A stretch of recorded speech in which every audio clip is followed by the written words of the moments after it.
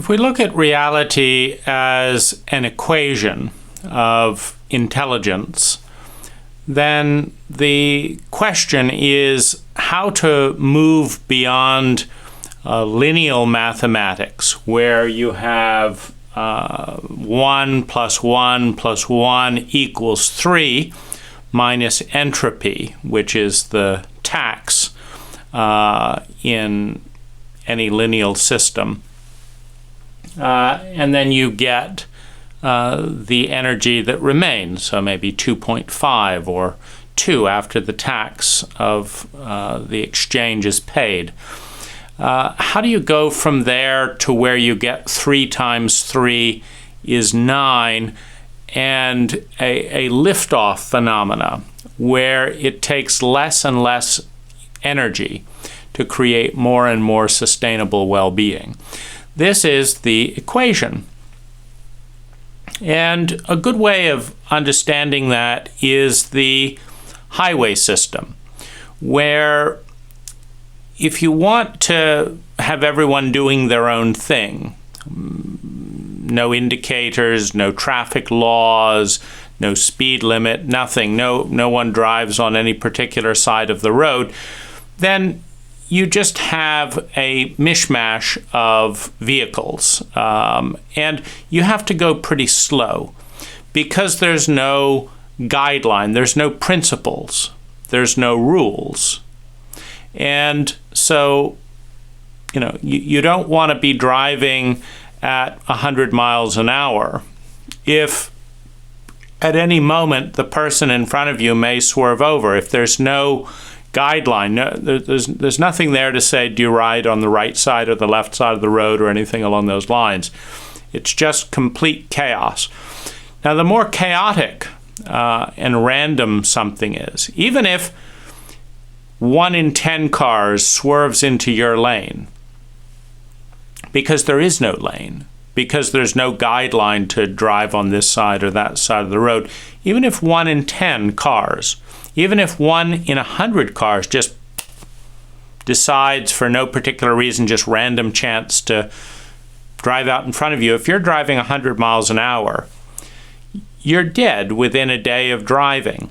And so the net result is everyone drives slow enough to deal with the unpredictability in a context where collision equals financial, physical, and logistical pain. So this is down in the reptilian sociopathic brain, moving up into the limbic brain. And it's when you're dealing with reptiles, when you're dealing with sociopaths, you need to spend a considerable amount of energy slowing down because there is not a reliable container. There's not a reliable structure to hold the pitfall, meaning whenever you're in a weak moment, someone will eat you or attack you or rob you or rape you, then you can't afford to have weak moments. And if you can't afford to have weak moments, you can't afford to go into the unknown, because the unknown has both weak and strong moments. And so if you're dealing with sociopaths, you have to stay in a very small world that's very circular, very cautious, and very slow. So this is the lineal additive minus the tax. You could call it minus the insurance, for example. And that's much of the reality that we've built out today. So traumatic experiences stimulate the reptilian brain, which stimulates the reptilian program of fight, flight, and freeze, as well as fawn, which leads to a lot of cautious additive behavior. And it's basically trying to move from not surviving to surviving and to increase one's security of survival. It's a low level of existence. As you move towards the end goal of exponential synergistic realization of potential, where 3 times 3 equals 9, plus the synergy of 9, which equals 12 or a higher number, now you're getting into a higher level of intelligence. There's just one problem, though, in this transition between the reptilian brain and the empathic and transcendent regions of the brain. And the problem is the lowest common denominator. Meaning, if you knew that out on your drive today you would pass 1,000 cars, and one of them would suddenly swerve into your lane, you would drive probably at 30 miles an hour rather than 75, 80, etc., etc.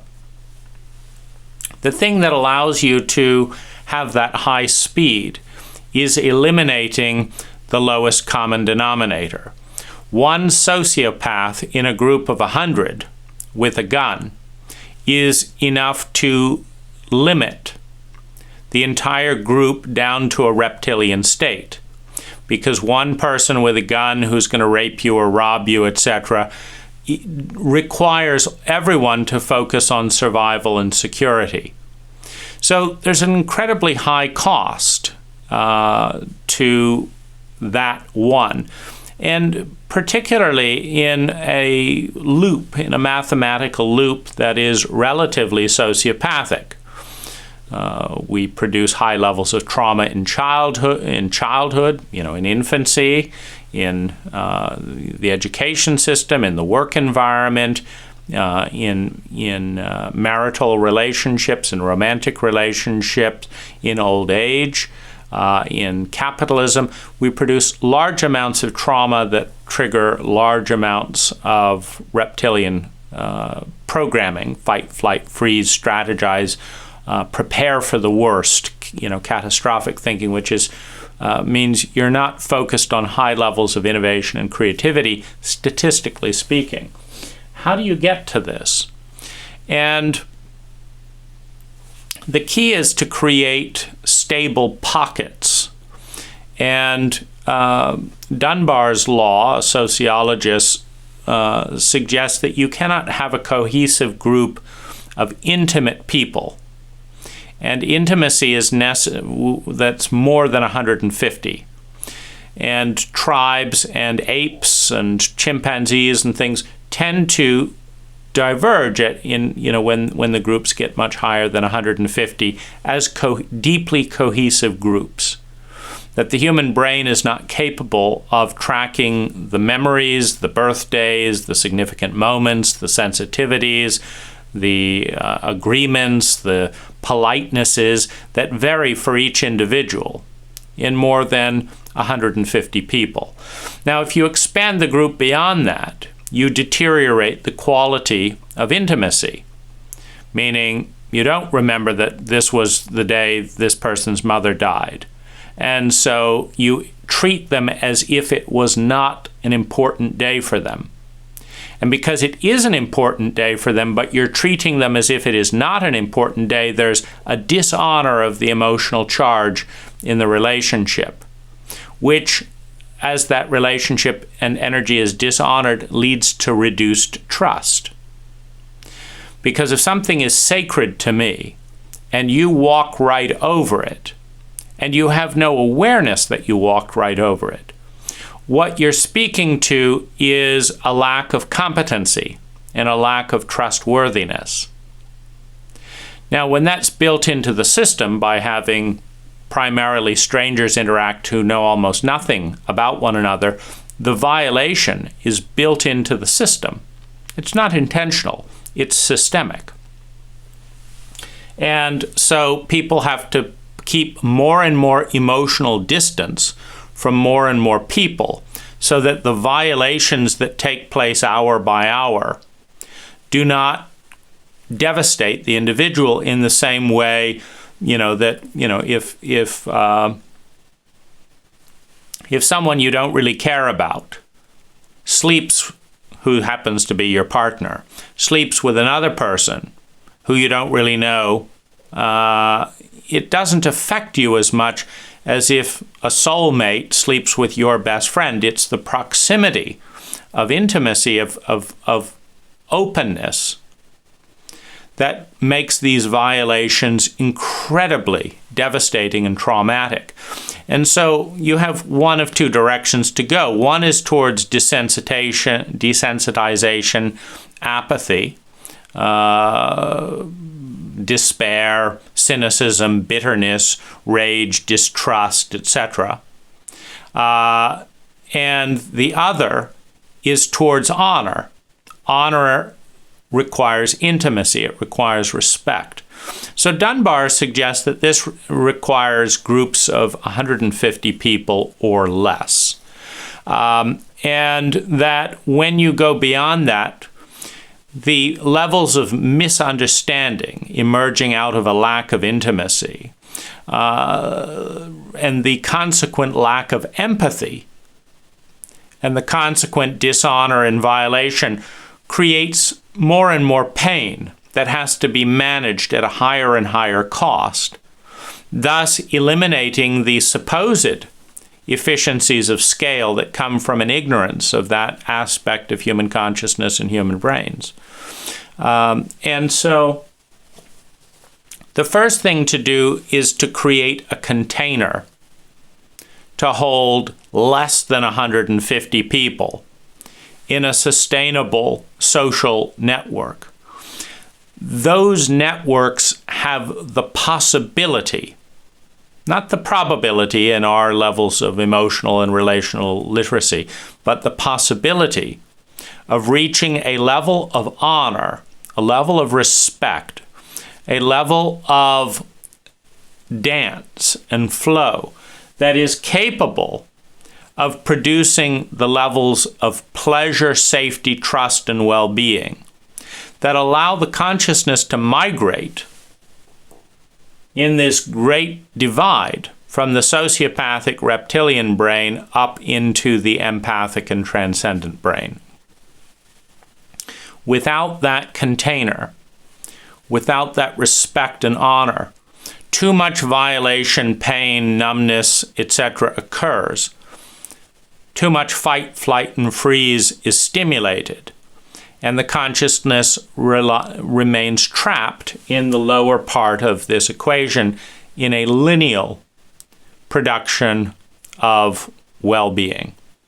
So, to get this high-level synergistic and exponential return on energy, to reach a high level of intelligence, first of all means cocooning in groups at a size that one's brain is capable of becoming intimate, and with a technology that realizes that possibility.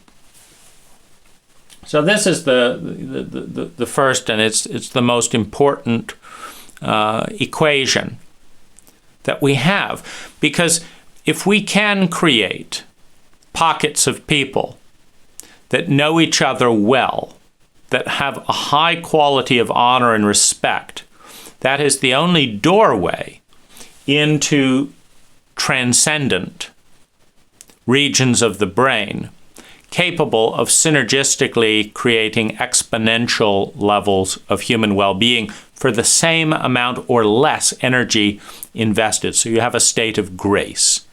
So this is the magic that we're all seeking. Now,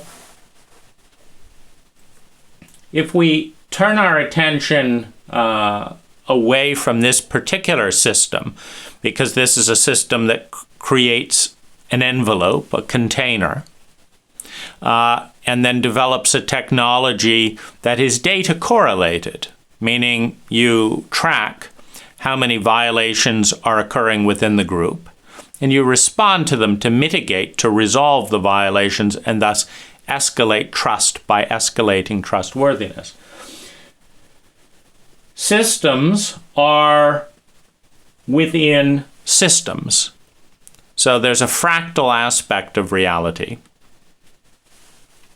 where you have, the universe, and then you have the solar system, then you have the planetary system, and then you have atoms in the body, which look like little solar systems with the, electrons rotating around. And so you have this fractal nature of reality. And the other thing that's very interesting is, in geometry, the sphere is the sacred object of grace. It is one. But one cannot process one with human consciousness. Human consciousness works through language, which works through distinction, which works through division. And so what human consciousness is based on is taking some part or all of the one and then dividing it into distinctions through language. This can be mathematical language, or it can be your verbal language of typical words. And so reality is divided. And it goes from the one, the totality, into a system, into a fragmented representation of the one. And so you can see that in geometry you have the circle, and then the circle is really infinite. I mean, we can draw it and say, I get that. But a circle is, it's to make the circle conscious, you have to refract it. And to create it using mathematics and computer models, a circle is made up with an infinite number of dots or an infinite number of planes, where these are lines that intersect in such a way that what emerges in the middle looks circular. But we're constructing it through a certain number of lines or a certain number of dots. That's how we're conscious of making a circle. Now, if you just say we're all one and everything's one, there's no consciousness at all. So human consciousness emerges as we say, no. That's blue and that's red. That's a shirt and that's a vest. We're distinguishing one part of reality from another part of reality, one part of the system from another part of the system.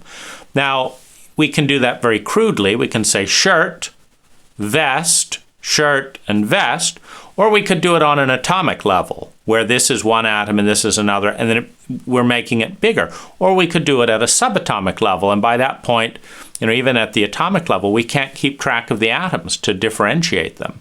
And it's not terribly useful for human consciousness, so we don't say this is 2 trillion atoms aligned in this way. We say this is a shirt. Now, as we move from the one, from the sphere, into the system, which is a system of distinctions, out of which a representation of the sphere is built, we create a probability field or a possibility field. For example, we've divided this circle into 6 lines. So that's what we're then conscious of. Number 1, number 2, number 3, number 4, number 5, number 6. Now, in a sphere, when you're talking about the one, you have an infinite amount of possibility. In this system, once we draw a series of lines, whatever they are, there is a set amount of possibility that is mathematically generated. So, for example, if we're creating, we're playing roulette, say, with let's see, we're spinning and we're going to see each of these lines has a number. There's a 1 in 6 chance, in all things being equal, that it will be any of these lines. So you have a 1 in 6 chance. If this is your system and one of them is called winning and and the rest are called losing, you have a 1 in 6 chance of winning. It's generated by the system. So we relate to the whole through a system that creates a possibility field, a probability field, and then as the system comes to rest, an actual field. Now, where we go from possibility, so this only has 6 possibilities, into probabilities, we deal with things like influence. So let's say this system is a 6-color system. We take the infinite color spectrum. Computers refract 260 million colors. We probably have trouble coming up with more than 30 colors if we rack our brains. But let's say this is a 6-color system. So we have maybe black and red and brown and yellow and green and blue, whatever it is our system. Well, now that you're in system, we're going into a set. We're going into a set or into a system that has a predictable probability field. So if you're a gambler and you've got a system that has 6 options, and you place 1,000 bets randomly, or you play equal bets on all ones, you should win about 20% or 1/6 of the time. That would be a reasonable prediction within the set where one is winning and the others are not, and it's a system of 6.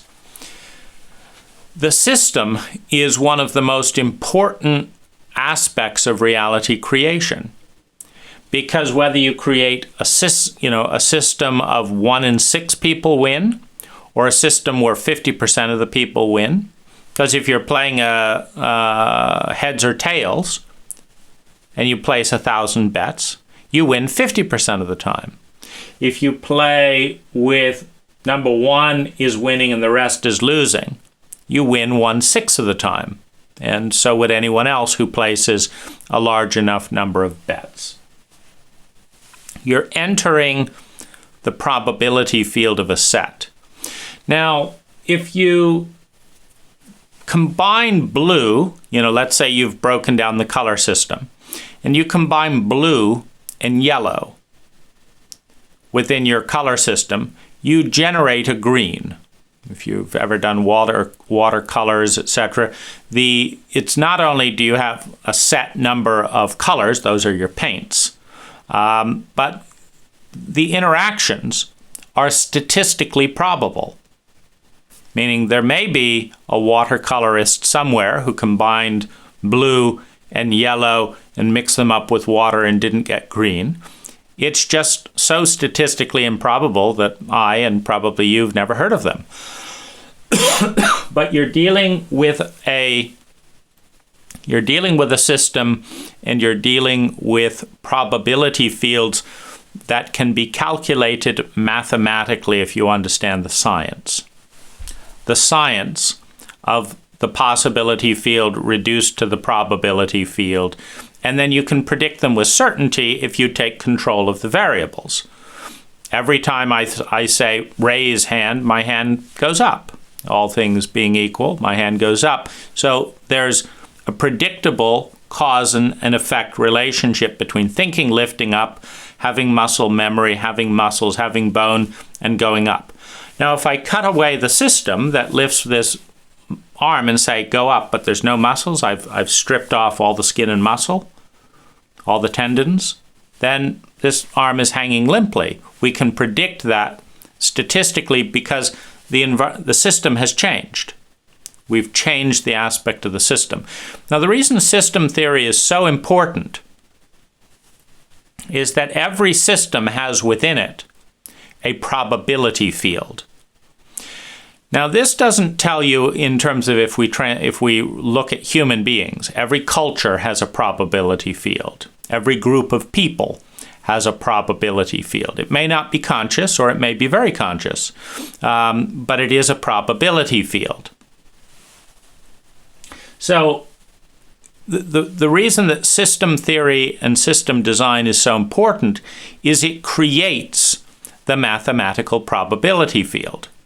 So if we roll dice, there is a 1 in 6 chance that you'll get your number that you've picked. If you pick 6, there's a 1 in 6 chance that you'll roll a 6. If you pick 1, there's a 1 in 6 chance that you'll pick 1, etc., etc.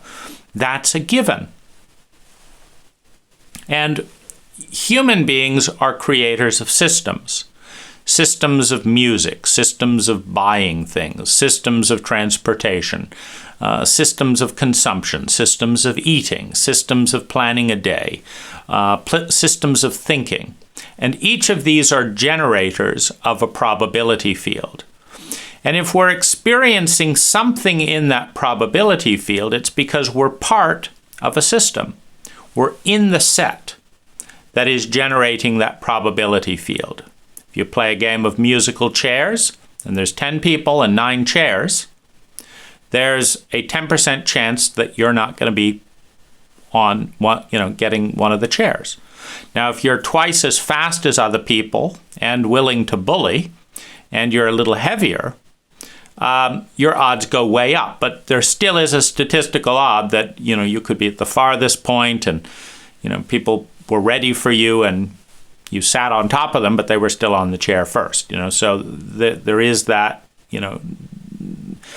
that it's not always, a fair game, but it's nonetheless, you're part of a statistic that at the end of that music, there's going to be one person without a chair. Now, the problem with sociopathic systems, which are by definition fear-based. Fear is a powerful teacher. It's a powerful motivator. No one wants to feel pain, which is why everyone is afraid of pain, which is why everyone acts consistently with what they believe has the best chance to reduce their pain. And so pain is the deity in a sociopathic reptilian system. Pain is the deity that people bow to by seeking to avoid. It's a negative deity. I don't want to encounter pain, so what do I have to do out of fear to avoid pain? Is this lower level of thinking. And so you can use people in a reptilian state, you can use their fear to generate something useful.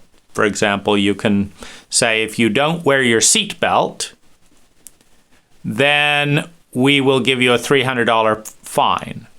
Now, nobody wants to put the seatbelt on. Looking for the strap, pulling it forward, finding the clip, leaning into it, taking extra time to get out of the car. Nobody wants to do that. But nobody wants a $360 fine either. And so if people are in a reptilian state, you can bully them out of fear by setting a higher level of pain if they don't do what they're supposed to do. And when what you might call benevolent bullying, when the reason you're threatening people to take their $360 is so that their odds of surviving a car crash go up 300%, there's a benevolent aspect to a dictatorial, tyrannical power structure that basically says, I'm going to scare the shit out of you if you don't do what's good for you, statistically speaking. And this is the frameworks of cults that are alive today. If you don't do this, this, and this, you'll be beaten, you'll be humiliated, you won't get the contract, you won't get the sex, you won't get something or other, and there will be a vertical power structure of a government or a dictator or a king or a queen or a gang leader or whatever it is, a bigger bully, whatever it is, that is going to punish you if you don't fit into this system. The problem is that you can't access the transcendent and empathic areas of the brain through fear and pain. So you're stuck down into level 1. And when you're in level 1 in a fear-based system, the highest deity is fear of pain. If there's no pain, there's no fear of pain. Pain is the ultimate deity, and fear of pain is the secondary deity. And so you have decisions being made out of fear in an effort to avoid pain. And then every system that is created to manipulate people through fear, every system that is created produces a certain amount of benefit for a certain number of people, a certain amount of the time. For example, this system will create a winner in 1 in 6. It's better than Vegas. If you send 100 people to Vegas with $1,000 and tell them to place 100 bets, almost all of them will come back with nothing after placing 100 bets in Vegas. So here you've got a 1 in 6 chance of winning. But still, if you play 100 games with a 1 in 6 chance of winning, with $10 each game, you will have lost most of your money.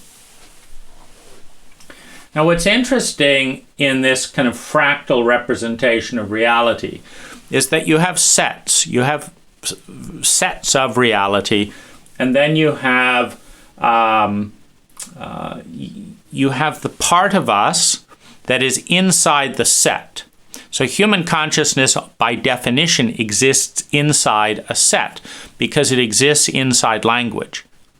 Try being conscious of a single thing without language. Try to think a thought without using words. And you realize that thoughts are words.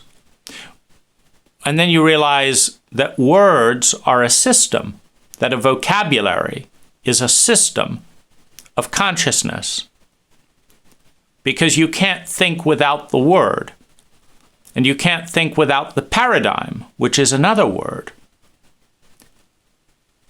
You can't grasp a pattern without a paradigm that perceives the pattern. And the pattern is a form of consciousness. So we're in a system called words. And then words are defining other systems through which we observe and measure reality. But we're doing so within a system. For example, this six-sided shape is not reality. It's a system imposed upon that oneness that is reality, that is ineffable. And you can measure these 6 sides. But a circle or a sphere has an infinite array of possibilities. You can take even this space right here. Now, if we impose an inch on it, a system of inches, and it's just a system, we can say this is 1 inch. But then you can cut the inch in half, and you say, okay, that's half an inch. You can cut that in half. Now you say 1/4 inch. You cut that in half, and you're 1/8 of an inch. But you can cut this in half 1 trillion times and not find the end of space. It's an infinite amount, just like you can add 10 trillion dots to make a sphere and still not capture all of the space that could be used to represent the sphere. Could be magnified indefinitely, and then there'd be all these spaces in between that would only be touched if you did 10 trillion dots. And then if you magnified it again 100%, and then there'd be all the spaces unless you had 20 trillion dots. It's an endless phenomena, but we can't deal with endless phenomena, so we take this endless reality that our conscious minds can't deal with directly, and we impose a heuristic model of reality that's not reality, but it's a reality at a simple enough level of system that we can deal with it. And the simpler and cruder the system we use to deal with it, the more violent our experience of reality is. In the same way that riding a car with a circular wheel is generally a pretty comfortable experience, riding a car with a 6-sided wheel is a bumpy experience. So the cost of consciousness is bumps, is imbalances, is challenge, it's uncomfortable because no system is perfect. Now, once you're in a system, you're in an equation, you're in a set, you're in the game.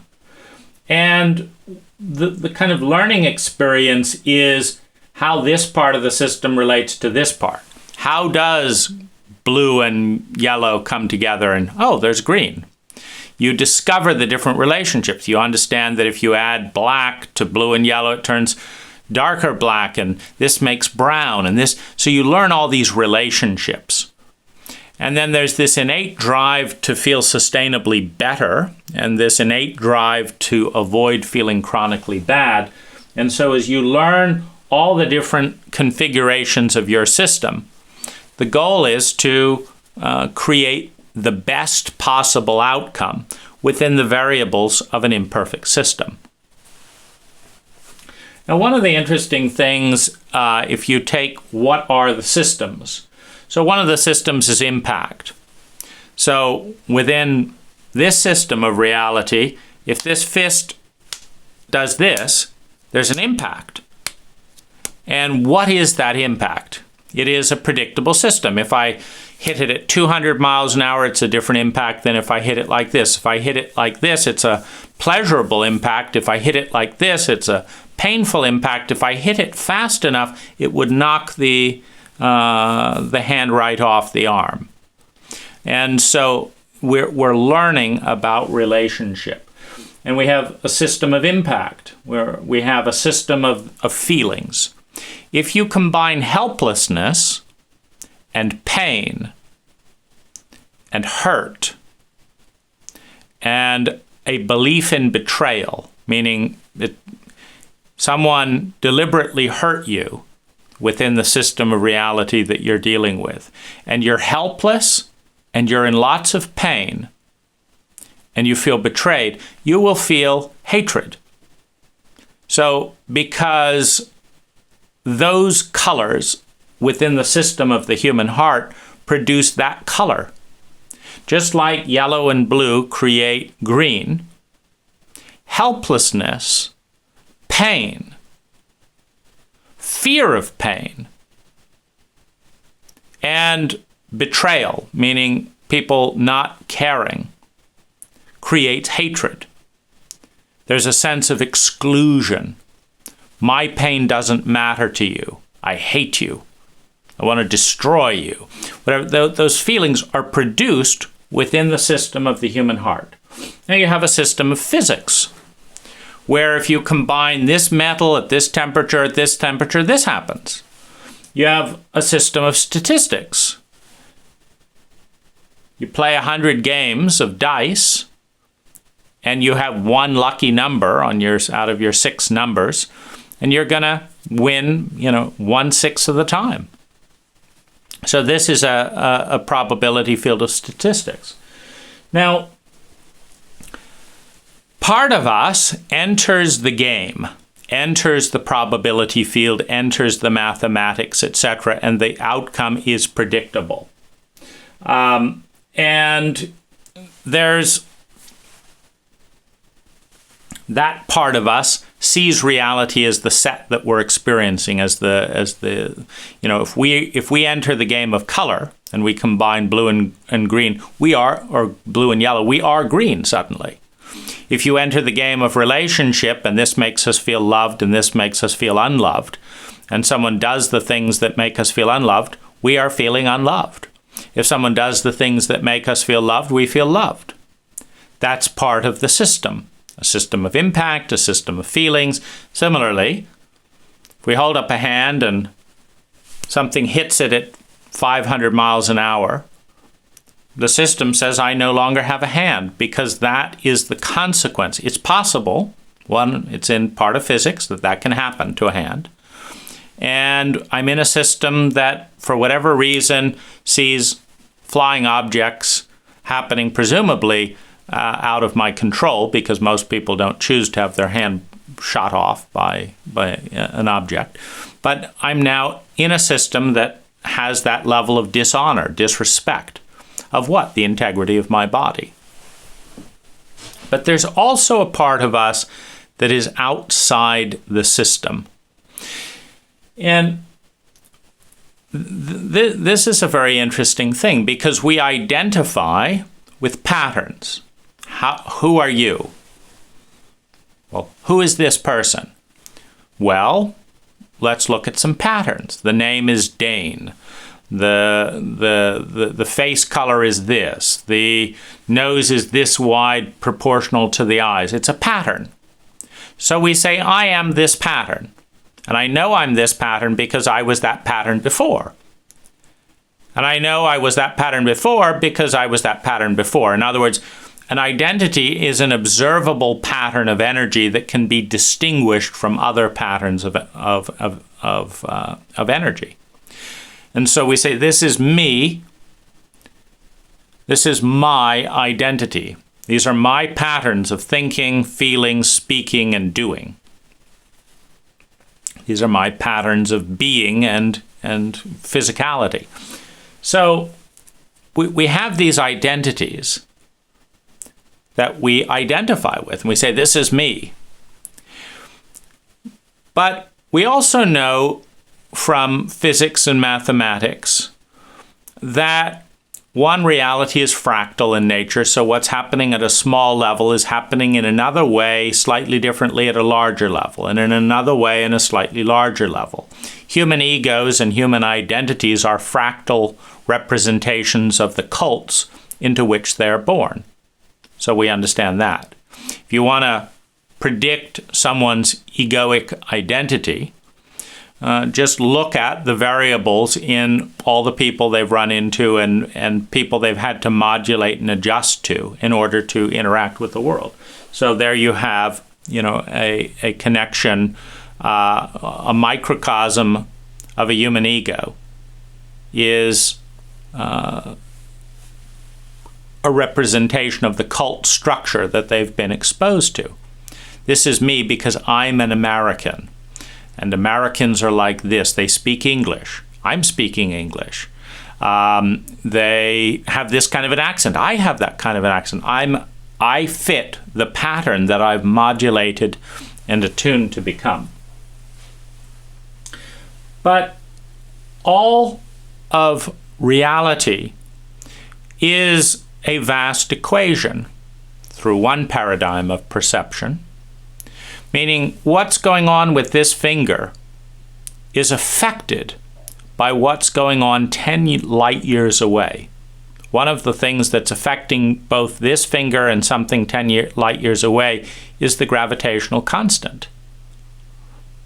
So they're both there. Light is affecting 10 light years away, and it's affecting this finger. So there are innate themes that connect all faces of reality. And mathematically speaking, they're not separate. I may be the equation that says 2 plus 3 minus 10 multiplied by 287 divided by 0.3 equals blank. That's me. But if you take away any of those numbers in the equation, then me changes. The total changes if you change any of the variables of the equation. Well, our identities are the total of a lot of stuff that ripples out into the multiverse. Meaning, if gravity didn't exist, we wouldn't exist as this. Meaning, I wouldn't be anchored down to the floor with my shoulders slumped. If gravity didn't exist, maybe I'd be like this.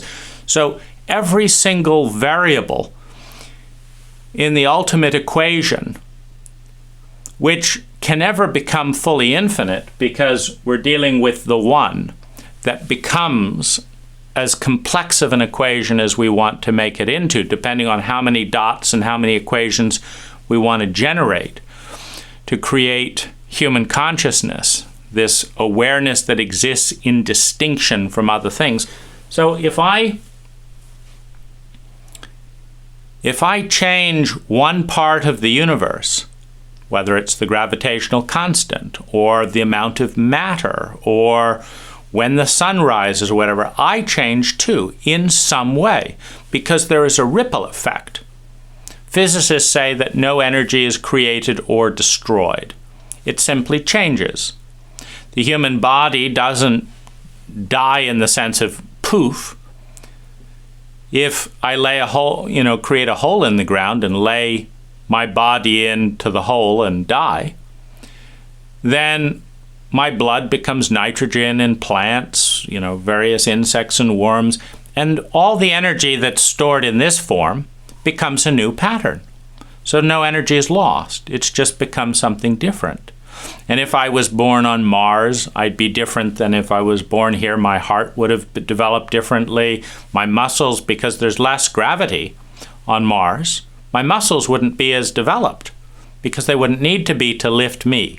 So every single part of reality is created and affected by every other part of reality in some degree, at some level. Gravity doesn't change in terms of a force. It's not like there's gravity here and there's no gravity in other places. It's a different, the mathematical formula of gravity, the principle of gravity is the same. It's just expressed in different ways, just like the principle of color is the same, but it might be a lighter color here and a darker color here. It's still the principle of color. If you delete all color, which you do by deleting the lenses that perceive color, if you have no lenses of observing and measuring color, color ceases to exist. Where? Well, certainly in human consciousness it ceases to exist. And what else is there other than what we can grasp and be conscious of? Now, what I'm interested in is, so there's no observers in realities, all things are connected, and everything changes the equation. But the equation takes place within a probability field that, in this case, would be 6, which fits a system, cults or cultures. Each create a probability field. For example, the United States culture creates a probability field that says that if you're an American, you have a 1 in 7 chance of being an addict. So roll the dice, 1 in 7 chance, you'll be an addict. If you're in a domestic relationship, roll the dice, 1 in 3 chance, you'll participate on one side or the other in domestic violence. Now, these don't come out of nowhere, these probability fields. They come out of the mathematics of the environment. If you combine a culture that traumatizes its children, which is another set of a system, because that's the system of parenting. If you do not teach parents how to be empathic parents as a core competency, they will be less empathic parents than if you do teach them. If you have simulators developed to hold a baby and do this, and you have to go through a 1-month simulation of child rearing with a computer model that predicts the level of trauma, the level of sanity, the level of well-being your child is going to experience based on your behavior, and you get a grade, and you have to pass a test to say the simulation predicts your child has an 87% chance of being happy, and if it doesn't have at least those odds, we're not going to let you have a child. That's a different system with its pluses and minuses than the system that says you have to drive this well or you can't drive a car, but whoever you are, go ahead and have a child, regardless of the statistics that you're bringing into the equation, intergenerational abuse and that kind of thing. So what happens when you're locked in a system that creates a probability field that guarantees over time that you're going to lose? Meaning, if you have to place $10 bets and play a game indefinitely, it's your job, it's your law, it's whatever. If you have to place $10 bets and you've got $1,000, and the only way you can get $10 back is if it lands on your number. And if it lands on any other number, you lose the $10. By the time you've placed 100,000 bets, you have no money. That's a probability field. That's a guarantee. 1 million bets, 1 in 6 odds, you're going to lose. You're going to lose. Now, every cult, every system creates losers in one dimension or another. If you have a cult that ridicules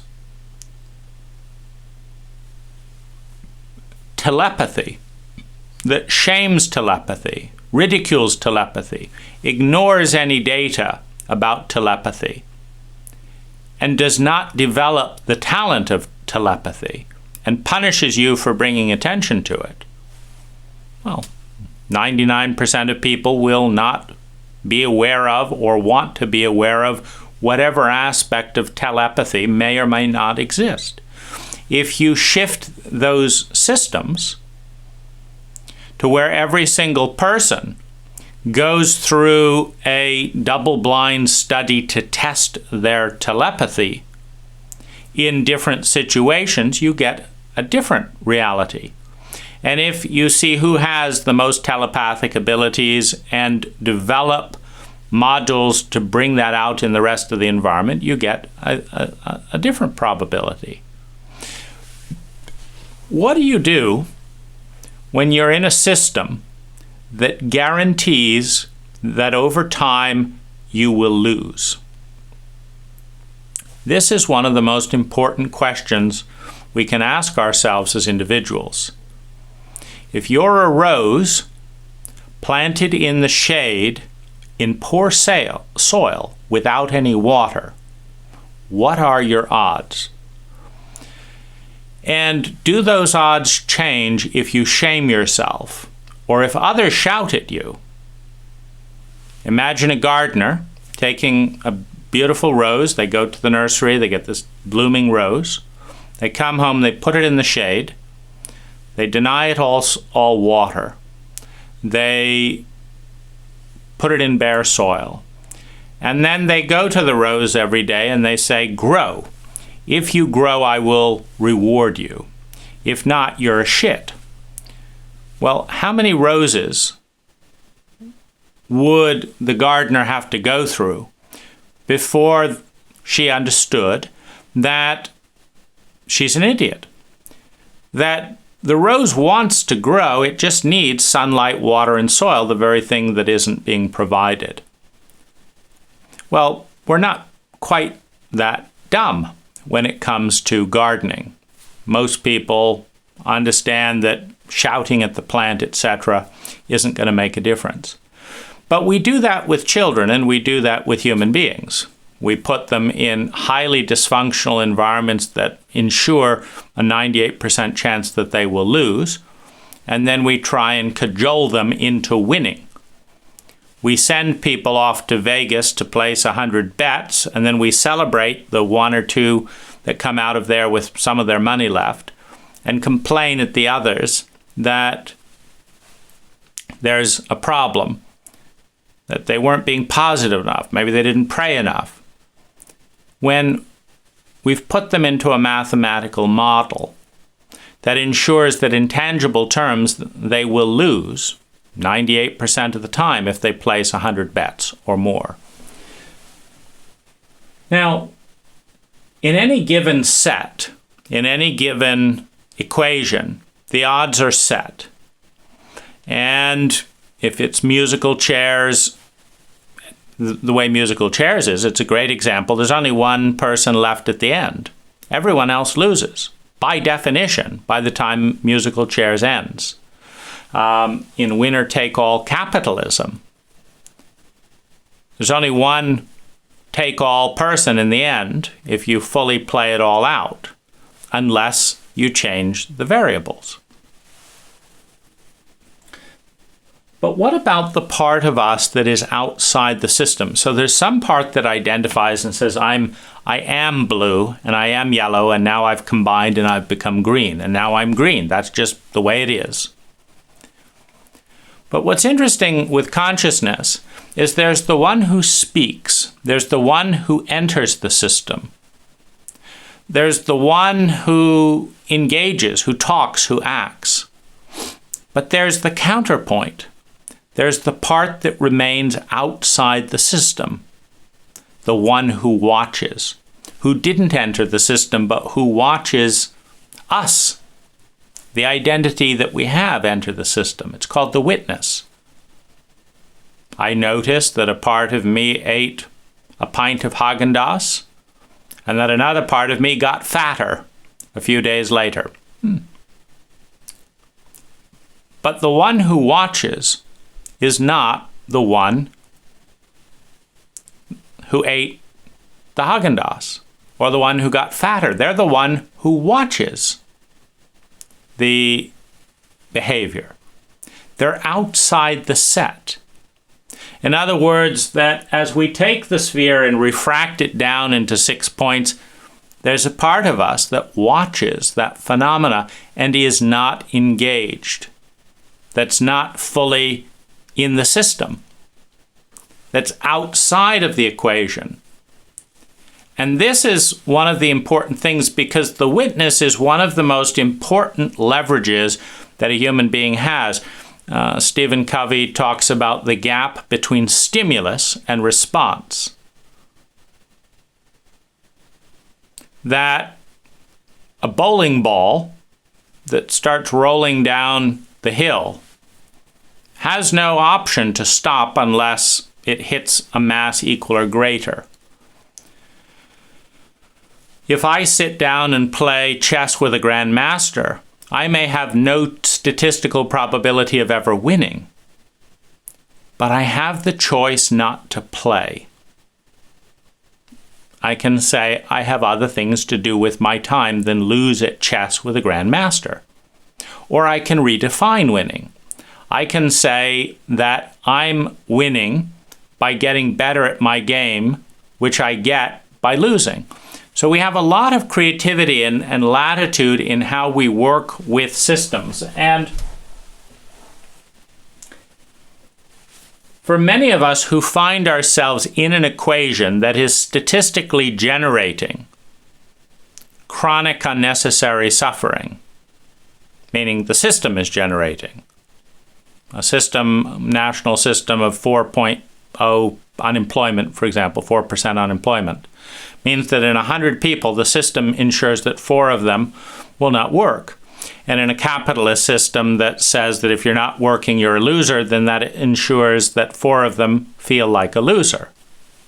And if you're in a system that punishes losers, then the odds of them getting out when they feel bad, don't have work, and are punished, that system creates a downward spiral, which is one of the factors in escalating levels of homelessness in the United States, something that in Thailand, for example, I don't see any homelessness. I see it in very wealthy regions of California. I don't see it in Thailand because it's a different system. Now, how do you exit an equation? You're in the equation. You enter into this flow, and it has a statistical probability field. And it's important to know the statistical probability fields that you're entering. I had a friend who invested in commodities futures, and 80% of all people who invest in commodities futures lose money. But he was going to beat those odds. It's important, of course he didn't. It's important to understand the statistical framework that you're entering. What is your odds if you do what everyone else does in your cult of being lonely? What are your odds of hating yourself? What are your odds of doing this and this? For example, an American will produce 100 metric tons of garbage by the time they're dead, per capita, statistically speaking. So that's what you're going to do if your identity conforms to the pattern that creates 100 tons of garbage, unless you do something very different. And what I want to talk about is, how do you leave a system or transcend a system? Well, the first form of transcendence is to lose when you go at Vegas, but to understand that that's not all of you, that there is a part of you watching the loss that didn't lose. That you've lost, this identity is lost, but there's a one that watches the one that lost that didn't lose. So the awareness of the witness is an awareness of transcendence. To become more and more aware of the witness and to notice what the witness witnesses. Every time I do this, I feel terrible. Am I going to do something about that? Every time I do this, I feel good. Interesting.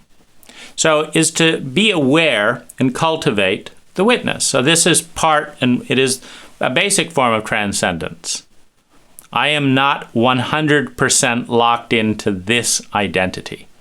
I'm also the one who watches. Another is death. What is death? It is the release of energy in a system. In this case, a system of physical body and all of that. So death is a form of transcendence out of a system, the system of physical matter and human consciousness and all of that. De-energizing is part of transcending a system. To simply say, rather than saying I'm never going to be happy as long as one person gets raped in this country, say I may be raped, I may not be raped. A sense of detachment, a sense of noticing. So you have another form of transcendence in the letting go of the charge. Because charge locks in identity. I am the one who is outraged about this and this and this. I am the one who is going to fight this and this. Charge locks us into the identity of the system. So to de-energize something. To forgive and let go is another form of releasing charge. I hate this person. I'm never going to forget this and this. Well, you're locked into the pattern of identity. So to forgive is another way of letting go of the system.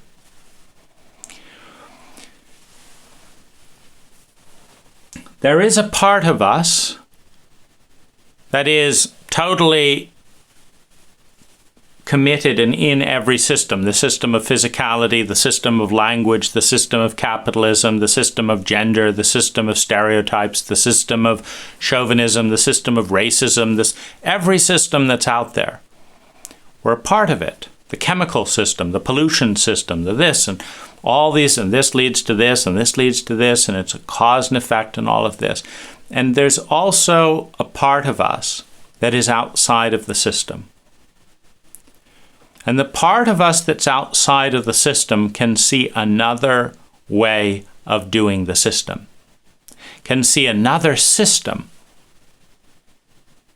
For example, in the United States, there is a system of paying attention to words. It is a system of elevating the left lineal brain and de-emphasizing felt human experience. So in America, I can talk about very deeply vulnerable emotional experiences and nobody comments. They just go right by as if they're non-events. But if I say I saw Elon Musk or I read this book, people say, oh, that's interesting. So because there is a distinction, it is a fascination with language and distinction. Now, that's a system. And it is a system that diminishes the felt human experience and elevates the left lineal brain. It's a system. So if I want my left lineal brain to be elevated, just hang out in America. But if I want my felt emotional experience to be elevated, all I have to do is get on a plane and 18 hours later, when I'm in Thailand, if I talk like this on a video in Thailand, nobody pays any attention. If anything, they say, you talk too much, Why you talk so much? Why you not smile? And another part is elevated. So I smile 3 times more in Thailand because I'm in a different system and I like it. I laugh 3 times more in Thailand. I don't feel I have to solve the problems because they're not there 3 times more in Thailand. It's a different system. We can pull ourselves out of one system and we can create new systems. Systems together in synergy with 30 or so people. 10xliving.org is one of the systems of living together that I'm growing and developing and working on and saving and investing in. So there's a system. If I talk like this to my wife, it produces this result. If I talk like this to my wife, it produces this result. Knowing the probability field of a system is key to knowing whether we want to be in that system or not. Remembering that there's always part of ourselves that is outside the system is key to taking steps to be outside of the system. There are people that if you relate to them, the mathematics create and guarantee 98% suffering. And there are people, if you relate to them, the mathematics guarantee 98% well-being. Every relationship is a system. If I can deplug myself from systems that create chronic unnecessary suffering and plug myself into systems that generate synergistic high levels of sustainable well-beings, it is a mark of intelligence. Good luck.